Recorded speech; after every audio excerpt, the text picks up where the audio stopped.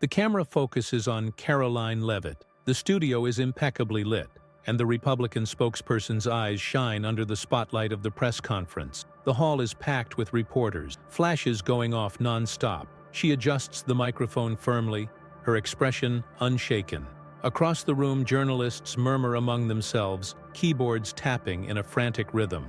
It's a tense afternoon in Washington, and Leavitt is about to face a media storm that has been brewing for days. She raises her eyes, meets the journalist's gaze, and delivers the first sentence with surgical precision. "Good afternoon. I know there's a lot to discuss today, but before we begin, I want to make something clear.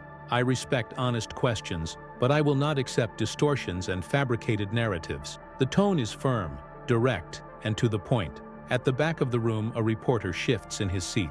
He is already prepared for the attack. The press conference continues normally. Questions about the economy, foreign policy, and electoral strategy. Leavitt responds calmly, maintaining the posture of someone who masters the subject. But then, a familiar name echoes through the room. James Cartwright, one of the most aggressive progressive journalists, known for setting verbal traps against conservative figures. He raises his hand and, without waiting to be called on, launches his question in a challenging tone. "Ms. Leavitt, can you explain why your team is afraid of the independent press and refuses to answer tough questions?" Silence cuts through the room. A whisper passes among the group of journalists. Leavitt keeps her gaze fixed on him but does not respond immediately. Cartwright adjusts himself in his chair, realizing he has achieved what he wanted, to create a gap to destabilize her. She takes a deep breath and leans slightly forward. "Fear of the independent press? You mean the same press that constantly distorts statements, manipulates headlines, and constructs false narratives to attack a specific side of politics?" Cartwright smiles, but not in a friendly way. He was expecting this answer and was prepared to counterattack. "So do you deny that your team avoids transparency and the accountability of answering direct questions?" The tension rises. Other reporters look back and forth, waiting for the unfolding of the clash. The wordplay is dangerous. Any wrong answer can be clipped, edited, and turned into an unrelenting attack against Leavitt. But she knows this dynamic, and she is prepared. "James, don't confuse responsibility with rhetorical traps. I am here answering every question. You are here, on national television, making insinuations and trying to shape the narrative. So let's be clear, who exactly is running away from transparency?" The response leaves the journalist uncomfortable, but he does not back down. Instead, he insists, raising his voice. "If there's nothing to hide, why are you dodging the question?" The phrase causes a stir in the room. Other journalists raise their hands, ready to seize the moment. The clash is just beginning, and the press conference, which should have been just another routine meeting, has just turned into a direct confrontation between Caroline Leavitt and the mainstream media. Caroline Leavitt maintains a firm posture, her eyes locked on the journalist trying to corner her.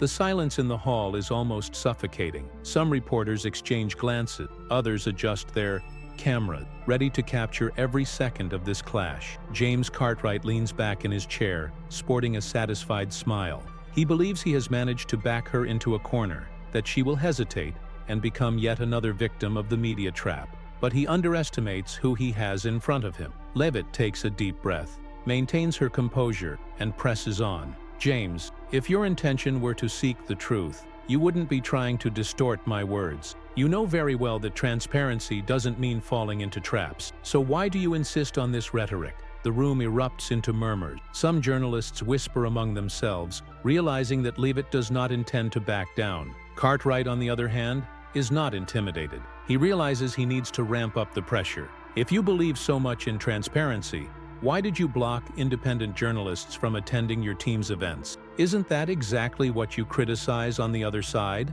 The flashes go off. The cameras zoom in. The question was designed to hit a sensitive nerve. The accusation of hypocrisy, a strategic attack, carefully planned. Any wrong answer could fuel distorted headlines. But Leavitt is already familiar with this tactic. She interlaces her fingers and smiles slightly as if she knows exactly what's coming. "Interesting. You mention independent journalists, but forget to say that these same journalists have a history of manipulation and personal attacks, not legitimate questions. There's a big difference between reporting the facts and manufacturing narratives." The room stirs. Some journalists frown. Others look at Cartwright, waiting for a response. The journalist presses his lips together but maintains a challenging posture. So do you admit that you exclude reporters based on their opinions? Isn't that censorship? The word echoes in the room. Censorship. The accusation is strong, controversial, capable of generating a tsunami of headlines. Leavitt knows that, but she also knows that this is Cartwright's final card.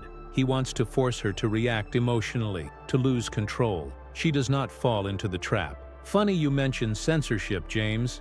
You work for a media outlet that has spent the last few years applauding the removal of conservative voices from social media. A media that hunts down dissenting journalists, trying to silence anyone who doesn't follow its narrative. So tell me, who really censors whom here? The impact of the response is immediate. Some journalists try to contain their shock. Others divert their gaze to their notes, as if processing what they just heard. Cartwright hesitates for a second, just a second. But it's enough for Leavitt to realize she has the upper hand. She takes another step forward. Freedom of the press is not a shield for activism disguised as journalism. I respect legitimate questions, but I'm not here to fuel a game of manipulation. Cartwright opens his mouth to respond, but before he can formulate a sentence, another journalist interrupts. Caroline, do you believe that the major news networks deliberately distort the facts? It's a new push. Now the pressure comes from another direction. They want to force her into an extreme position, something that can be turned into a sensational headline. Leavitt remains calm. She turns to the journalist and responds without hesitation.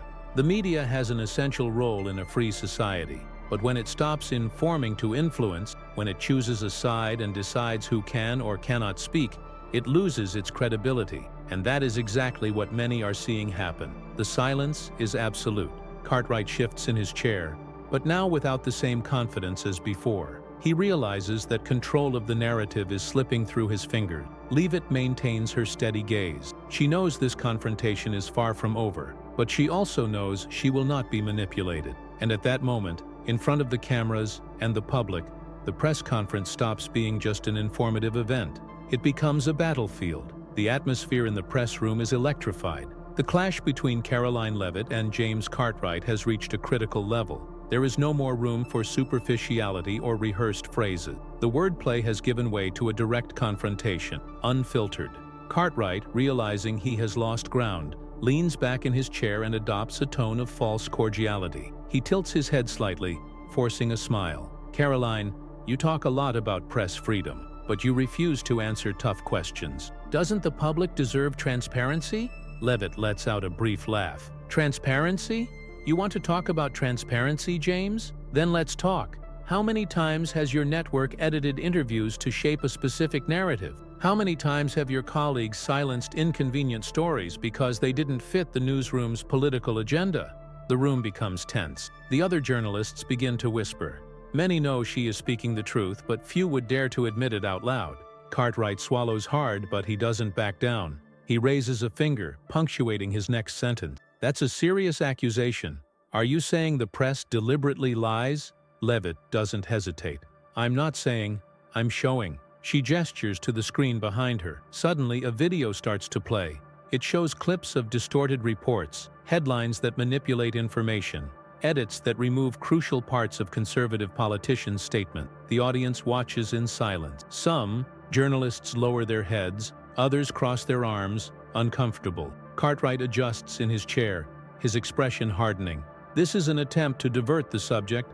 We're talking about your decisions, not the press in general. Leavitt leans slightly forward, not breaking eye contact. James, you want transparency? Great. Let's talk about why you insist on this narrative of inverted censorship. You want to make it seem like progressive journalists are being silenced, but the truth is the opposite. The big media corporations, big tech, Hollywood, the academic system, they all operate from a one-sided perspective. And anyone who dares to challenge that narrative is labeled a disinformant, extremist, threat to democracy. The murmurs grow. The cameras turn to capture the reactions in the room. Cartwright feels the pressure mounting, but he is still not ready to admit defeat. He stands up. So you're saying the media has a bias? That all these institutions are against you? That sounds like a conspiracy theory. Leavitt smiles as if she expected this move. Funny you say that. Do you know who else called the idea that the media worked to suppress certain stories a conspiracy theory? The government itself, until leaked documents proved it was true. Cartwright grinds his teeth. He feels he has lost control of the debate. You are attacking the press at a delicate moment for democracy. Don't you think it's dangerous to fuel this distrust in journalism? Leavitt narrows her eyes. What's dangerous, James, is pretending this distrust came out of nowhere. The public is not naive. People see what's happening. They know when they're being lied to. Cartwright opens his mouth to respond, but before he can, Leavitt continued. You want to talk about transparency? Let's talk about journalists who covered up political scandals. Let's talk about the platforms that labeled true news as disinformation. Let's talk about manipulated interviews, fabricated narratives, coordinated attacks against anyone who has a different viewpoint. The room is in absolute silence. Cartwright feels there is nowhere left to run. He takes a deep breath, forces a smile, and tries to close the subject. Well, it seems we have different views on this. Thank you for your time. But Leavitt does not let it pass. Different views? James, this is not a matter of opinion. It's a matter of facts. And facts don't change just because they are inconvenient for you. Cartwright presses his lips together. He knows he has lost. The other journalists hesitate. Some try to intervene, but Leavitt has already made it clear that she will not back down. She stands up, looks around the room for a moment, and delivers her final line before ending the press conference. If journalism wants to regain the public's trust, it needs to start by being honest. And with that, she steps off the stage, leaving behind a silence filled with meaning. The press conference is over, but the battle for truth is just beginning. The sound of Caroline Leavitt's firm footsteps echoes through the narrow corridor of the building. The atmosphere still vibrates with the electricity of the confrontation. Behind her, her team hurriedly follows, whispering among themselves as cell phones vibrate incessantly. The press conference may be over, but the narrative war is just beginning. Outside, the newsrooms of the biggest media outlets are already in full swing. Headlines start to be fired off. Caroline Leavitt attacks press freedom in tense briefing. Trump's spokesperson accuses journalists of manipulation without providing evidence. Clash between Caroline Leavitt and reporter ends in controversial scene. No surprises. The media had already decided how to frame the events even before the press conference began. But what they didn't expect was the instant reaction from the public. Minutes after it ended, the video of the clash explodes on social media. Small snippets of the confrontation are shared frantically. Some show Cartwright insisting on distorting the narrative, while others highlight the firmness with which Leavitt countered the insinuation. Conservative profiles begin to praise her stance, while progressive journalists try to paint the scene as an attack on democracy. The hashtag #LeavittExpelsReporter quickly climbs to the trending topic. Polarization reaches its peak. On one side, supporters celebrate how Caroline unmasked the press. On the other, critics accuse her of being authoritarian and intolerant of debate. At her team's headquarters, the advisors analyze the development closely. Viewership numbers grow exponentially, surpassing millions in just a few hours. "This is much bigger than we expected," says one of the strategists, sliding his finger across the cell phone screen. "They are trying to paint us as enemies of press freedom." Caroline listens silently, arms crossed, her gaze fixed on the screen displaying a live CNN broadcast. The host reads an editorial in a dramatic tone. Today's episode reflects a dangerous pattern of intimidation against journalists. Democracy depends on a free press, but when public figures discredit reporters and plant distrust in institutions, we all lose. She takes a deep breath. Intimidation? Her voice carries a tone of irony. Yes, Choi. They spend years attacking conservatives with no consequences, and now, when they are finally questioned, they play the victims? An advisor approaches with a laptop in hand. "You need to see this." On the screen, a new video is going viral. The complete, unedited version of the clash. Unlike the distorted headlines, this recording shows what really happened. Every biased question from Cartwright. Every sharp response from Caroline. The public realizes that the narrative constructed by the mainstream media does not match reality. Comments explode. "She didn't expel anyone. He insisted until he embarrassed himself." The media can't stand being confronted. They think they still control the truth. This only proves what we've always suspected.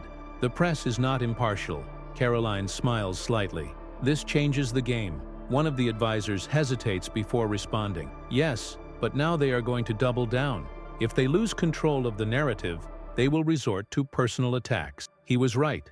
In the following minutes, new articles start to emerge. The rise of the new far right, Caroline Leavitt, and Trump's tactic to delegitimize the media. Caroline Leavitt and the art of manipulation. How to turn journalists into enemies when anti-press rhetoric borders on authoritarianism. The phone calls begin. Networks want Caroline to go live to explain what happened. Left-wing political figures demand an official statement. Even the White House issues a generic statement about the importance of journalism in democracy. But Caroline already knows what she needs to do. She turns to her team, her eyes shining with determination. We are not going to react the way they expect. No formal statements, no controlled interview. We will respond directly to the public. The plan was set. The narrative game was about to turn. Caroline Leavitt walks down the hallway of her communication team's headquarters. The tension in the air is palpable. Analysts monitor real-time graphs. Strategists discuss the best approach to respond to the avalanche of distorted headlines, while notifications pop up incessantly on the advisor's cell phones. She stops in front of a giant screen displaying social media. The narrative war is happening there, in real time. The full video of the press conference has already surpassed 10 million views. The clash with James Cartwright has become the most talked about topic of the day. Polarization is evident. On one side, conservatives praise her firm and fearless stance, pointing to the episode as further proof of media manipulation. On the other, progressives paint her as a threat to press freedom, reinforcing the narrative that the far right seeks to silence journalists. CNN airs a heated debate. On one side, a conservative analyst defends Leavitt. What we saw today was a crucial moment in the fight against mainstream media manipulation. Caroline Leavitt did not attack the press. She just did something journalists are not used to. She responded directly and without fear of exposing their contradictions. On the other side, a progressive analyst retorts, indignant, "This is dangerous. We are witnessing the consolidation of an anti-press rhetoric that puts journalists at risk." Caroline Leavitt knows exactly what she is doing. She is encouraging her followers to discredit traditional journalism and consume information only from sources aligned with her ideology. Caroline lets out a sigh and crosses her arms. "Do they really think the public is stupid?" she murmurs. An aide approaches, holding a tablet with new updates. "We have a problem. They are trying to turn this against you in another way." She raises an eyebrow. "How?" The aide turns the screen for her to see. Caroline Leavitt may have violated press protocols by expelling a journalist live, experts say. Democrats call for an investigation into Leavitt's undemocratic behavior at the press conference. Censorship or protection? Debate on the limits of free speech intensifies after explosive press conference. She can't help but let out a sarcastic laugh. "They're trying to create a scandal out of nothing." The aide nods. "Exactly. They're trying to shift the focus from what really happened. If they can't win in the debate of ideas, they'll try to turn this into a bureaucratic, legalistic issue." Caroline turns to her team. "So we need to be strategic. The public has already seen the full video. They know the truth. Now, our response needs to solidify that perception." The strategists exchange glances. "How?" Caroline grabs her phone and types quickly.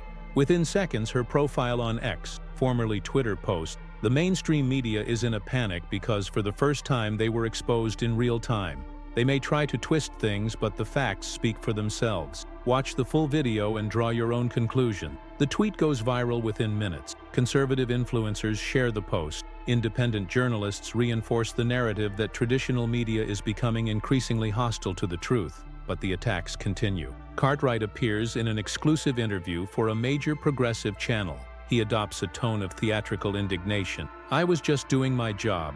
I wanted transparency.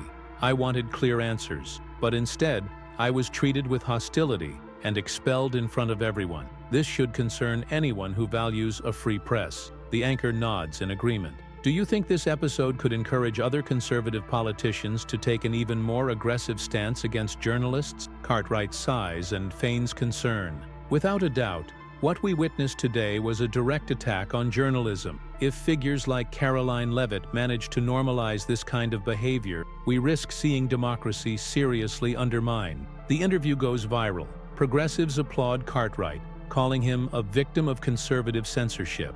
But the strategy is not working as they had hoped. In the comments of the video, the public does not seem convinced. He wasn't expelled. He was confronted and didn't know how to handle it. If the press were truly neutral, this episode wouldn't have caused such a stir. But we know they've lost the monopoly on information. He tried to play dirty and lost. Now he's posing as a victim.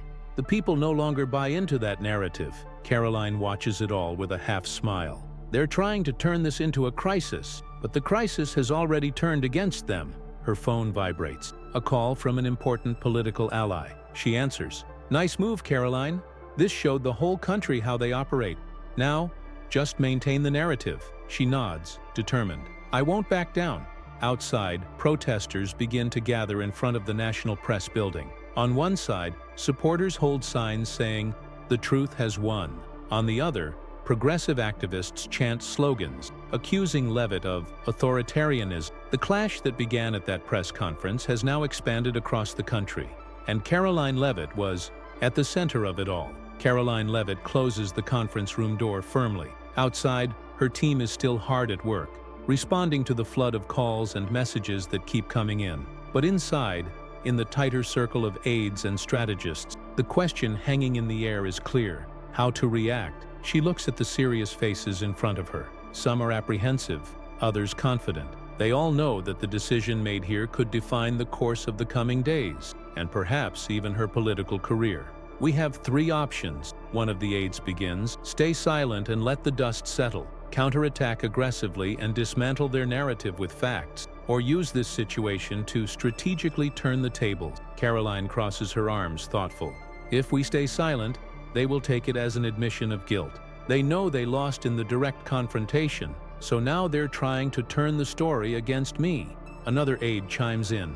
"But if we counterattack with full force, we risk prolonging the cycle of negative news. They want a media war, something that could drag on for weeks." She nods. "So we need a middle ground, something that prevents them from painting us as villains, but also doesn't leave us on the defensive."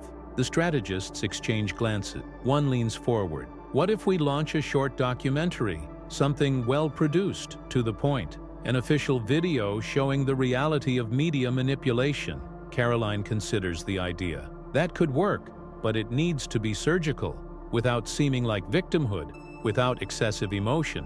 Just the facts, presented undeniably." The group agrees. Planning begins immediately. The media team gathers to compile all the evidence, the distorted headlines, the edited snippets, the moments when the press changed tone when they realized they were losing the narrative. In just a few hours, a video begins to take shape.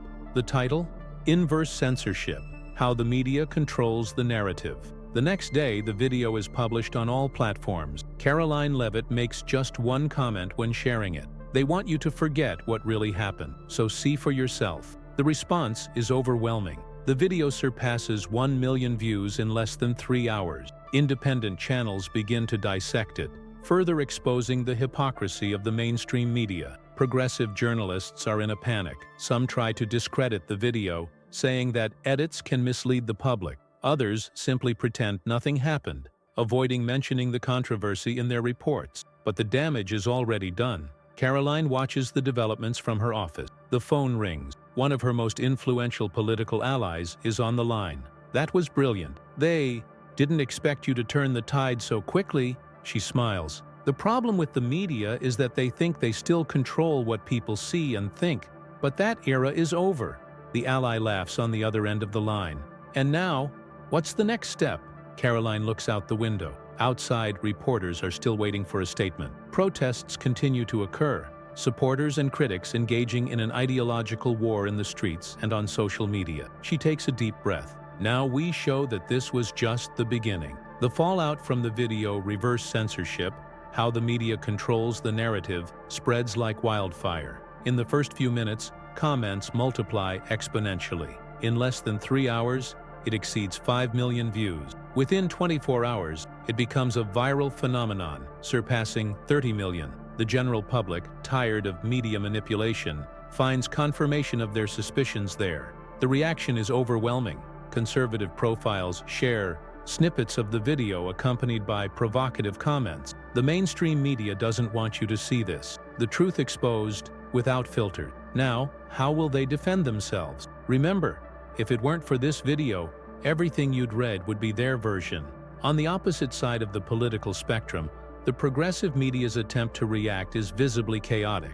Outlets like CNN and MSNBC try to minimize the impact, labeling the video as a coordinated attack against journalists. Columnists rush to write articles claiming that the footage was strategically edited to mislead the public. But there's a problem. The full version of the confrontation is already available, unedited, and millions of people have watched it for themselves. The pressure on the journalists who spread the distorted version increases. Cartwright, the reporter directly involved in the confrontation, is the first to feel the weight of public exposure. His name trends among the most commented topics, but not in the way he would like. Users recover other moments from his career, pointing out a pattern of manipulation and bias. The next day, he appears in an exclusive interview for a progressive channel. The TV anchor adopts a tone of indignation, trying to salvage his image. James, you have been the target of relentless attacks on social media since the incident with Caroline Leavitt.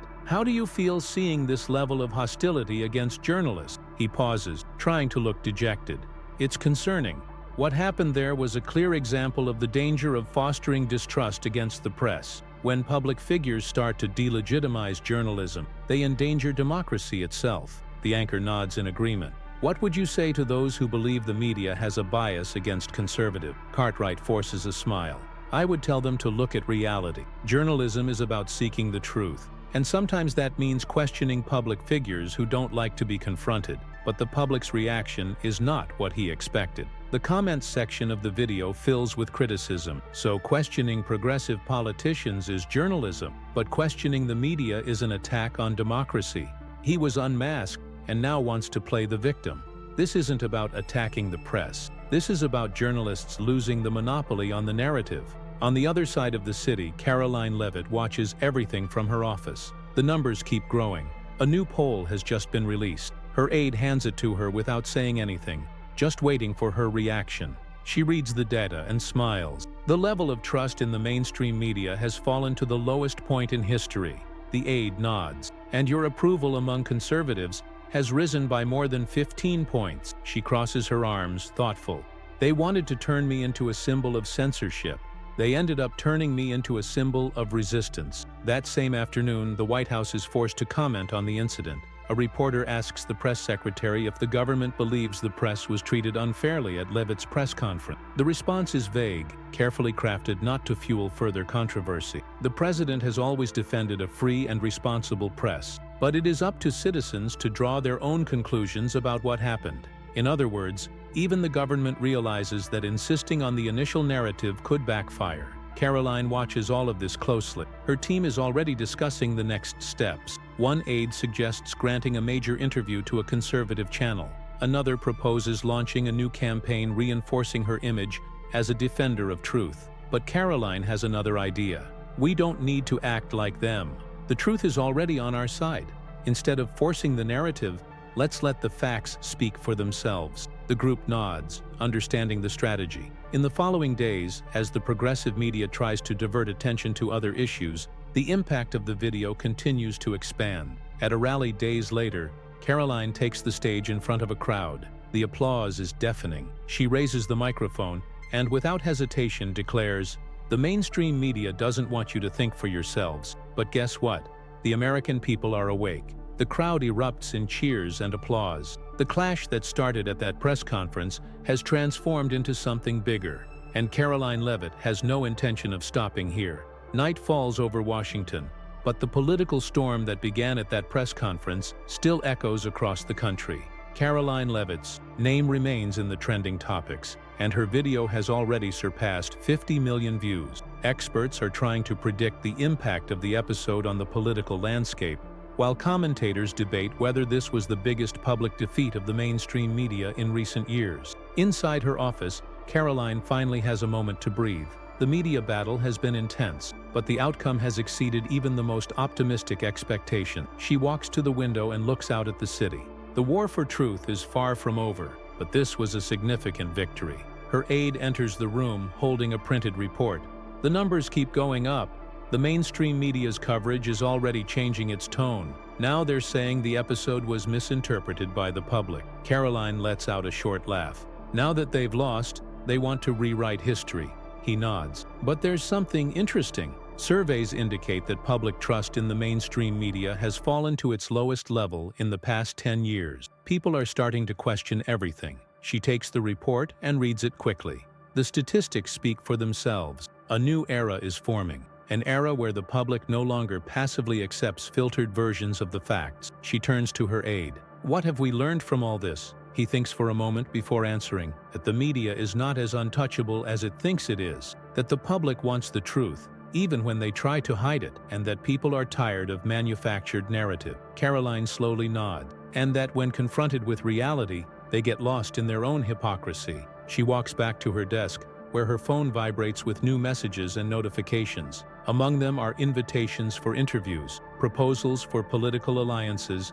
and, of course, attacks from those who are still trying to downplay her victory. But now she knows that the dynamic has changed. The phone rings. On the other end of the line is a recognized political ally, someone with national influence. Caroline, what you did was more than just defend yourself. You exposed their game. This can't stop here. She closes her eyes for a moment, reflecting.